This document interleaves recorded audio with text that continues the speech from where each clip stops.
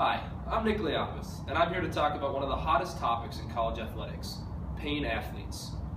My presentation is going to focus on Division 1A college football. The main question being, do the financials of Division 1A football support paying these athletes? Now, the people who are going to be mainly affected by this debate are going to be the players, the universities, the coaches, parents, and the NCAA as a whole. This is important because lots of people are going to have opinions on this subject, but they're really not going to be affected by this debate. There are many arguments out there that are currently going around, some of them based on opinions, some of them based on facts. I'd like to present some of the current, more credible sources that have more common arguments out there today. These are the top arguments I found against paying these athletes. The first one being education is money. It is hard to put a number on the price of secondary education.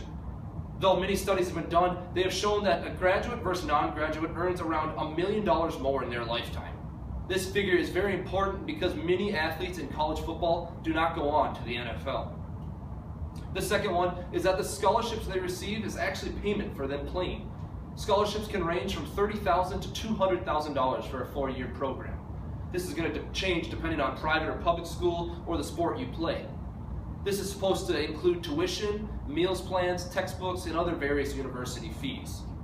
A third one is that very few schools could afford to pay their athletes.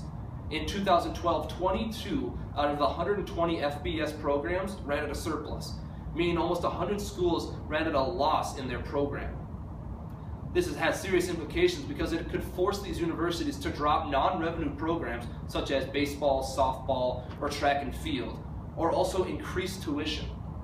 Now, here are some of the more credible arguments for paying these athletes. The first one is that this free education argument is simply incorrect. The Collegiate Athletes Coalition estimated that an NCAA scholarship is worth around $2,000 less than the cost of living at a university.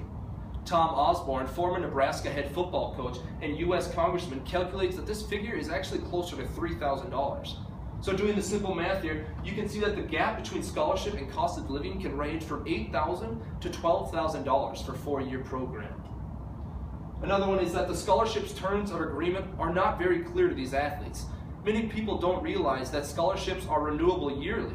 They're currently trying to change this so scholarships can be locked in for 4 years, but there's a certain uncertainty for these individual players because it's based on performance, and a university can drop these players at any time. Now, my methodology before I get into my analysis was reviewing a lot of raw data and material from university websites, whether it's their financial statements or their conduct for scholarships. Also, I analyzed an audit done by Deloitte on the NCAA organization. I also looked at supporting documents from credible sources such as ESPN, CBS, USA Today, and other sources. But I used this information by these credible sources to calculate my own credible information and to come to my own conclusion. Getting into my research, I first asked myself, who's going to pay for this? Who's going to pay these athletes? So I looked at the university level. Do the financials at a university level support paying athletes? I found the top 5 grossing athletic programs in football. You see Texas at the top with $110 million. All 5 of these adding up to over $400 million in net gross. This is an incredible amount of money when you think of it. I also found that not every school is going to earn that much money, so I looked for some averages that people have done in their other studies, and I found that the average FBS program in the 2013-14 season earned $25.5 million in revenues, spent $15 million, and netted $10.5 million. There's quite a disparity that I want to make known is that Texas at the top is over $100 million different than at the bottom, Hawaii. Now, I also said that 22 out of 120 programs in 2012 ran at a surplus. This number is increasing each year because in the 2013-2014 season, 85 out of the 125 universities in the FBS football division ran at a surplus. Here's a graph showing how quickly net revenues decline in the FBS division.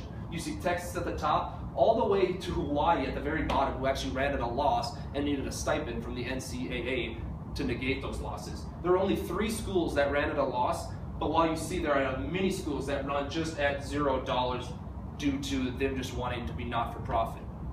Now, I wanted to divulge into some of the revenues that these universities are seeing. So I took Texas, and I found that 37% of Texas revenues comes from ticket sales.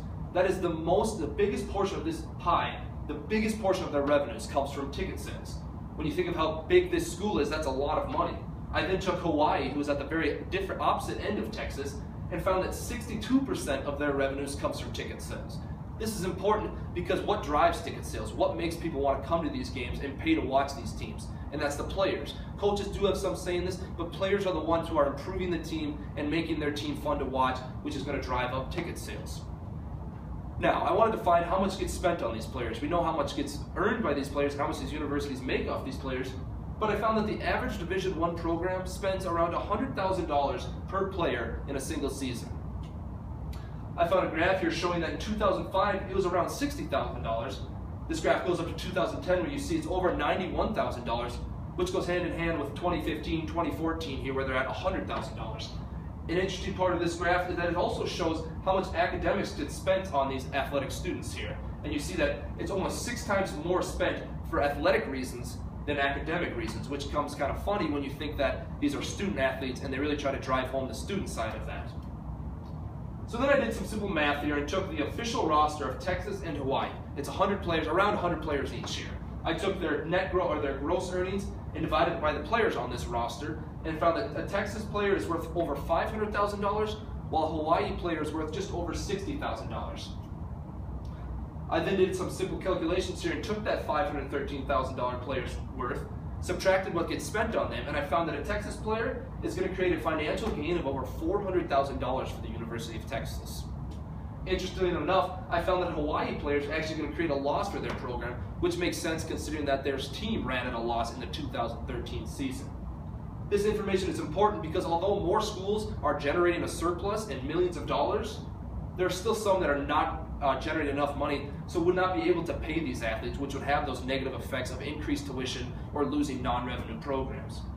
I then asked myself, what about at the player level, the student level? Do the financials of these players support having them paid? I really wanted to look at the scholarship versus the cost of living gap that I talked about earlier. And we know that about $3,000 a year is what has to be paid out of the pocket of these players, or $12,000 in a 4-year program. I also found that an average official roster has about 100 players. They have a maximum of 120 in college football in Division I-A. But only 85 scholarships are available for these programs to give out. What has ended up happening is a lot of these programs are dividing up these programs and offering, a half a full ride or something like that. So they're not giving every player a full ride, which means more of these costs are going to have to come out of their own pocket. I also found that during a season, 45 hours are devoted just to their sport or training.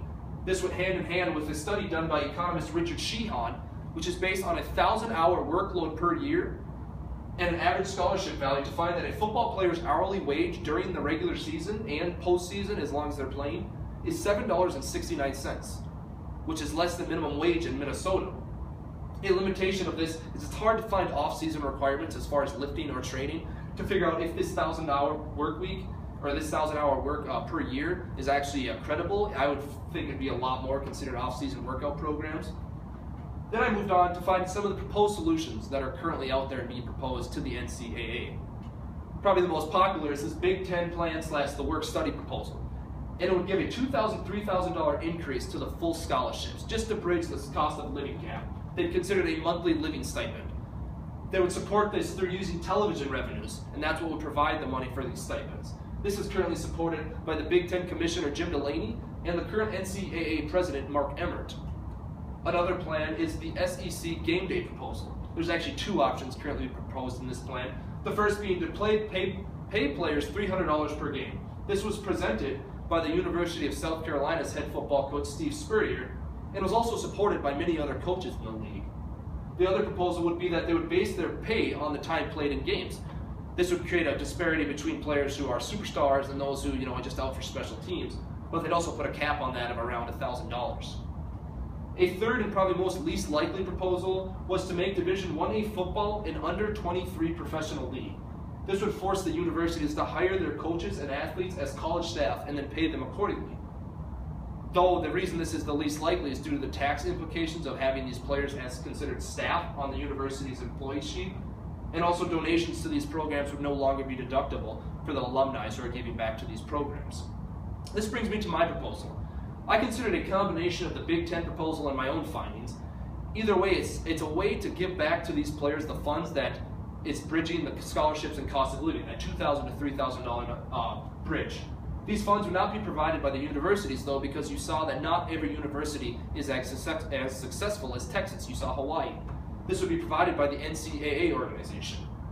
I found some research on the NCAA that they just signed a 14-year, $10.8 billion contract with CBS to broadcast the games and the bowl games and things like that. The NCAA also had about $185 million in net income. This is actually declining because last year they had over $400 million in net income, though the NCAA is considered a not-for-profit organization.